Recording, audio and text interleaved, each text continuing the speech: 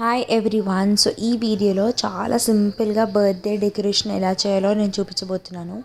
So back side ఉన్న ఆ lines అవన్నీ మీషోలో దొరికిందండి. మీషోలో చాలా చాలా రీజనబుల్ ప్రైజెస్కి ఉన్నాయి. సో ఆ హ్యాపీ బర్త్డే అనేది దానికి ఒక రిబ్బన్ ఉంటుంది అండ్ ఒక కర్టన్ కూడా ఇస్తారు.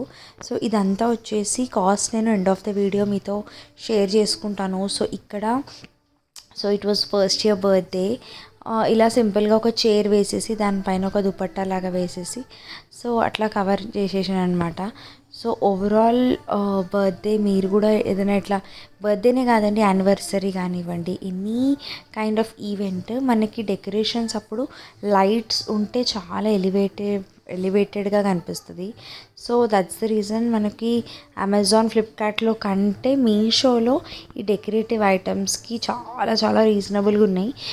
ఇంకా కొత్త కొత్త టెక్నిక్స్ కూడా ఉన్నాయన్నమాట. ఇప్పుడు 5 బెలూన్స్ కలిసి మనము ప్లేస్ చేయాలనుకున్నా కానీ అలా కూడా ఉన్నాయి.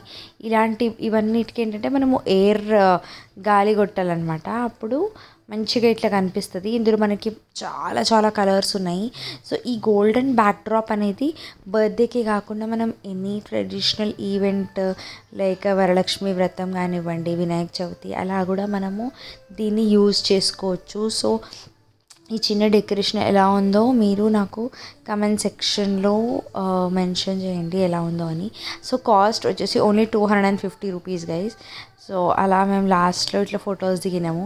బై ద వే ఈ డ్రెస్ కూడా మీషోలోనిదే. నేను అస్సలు అనుకోలేదు ఇంత బ్యూటిఫుల్గా ఉంటుందని. నాకైతే చాలా చాలా నచ్చింది. దాని కాస్ట్ కూడా చాలా రీజనబుల్. సో ఇంతే గైస్, ఈ చిన్న వీడియో మీ అందరికీ నచ్చిందని అనుకుంటున్నాను.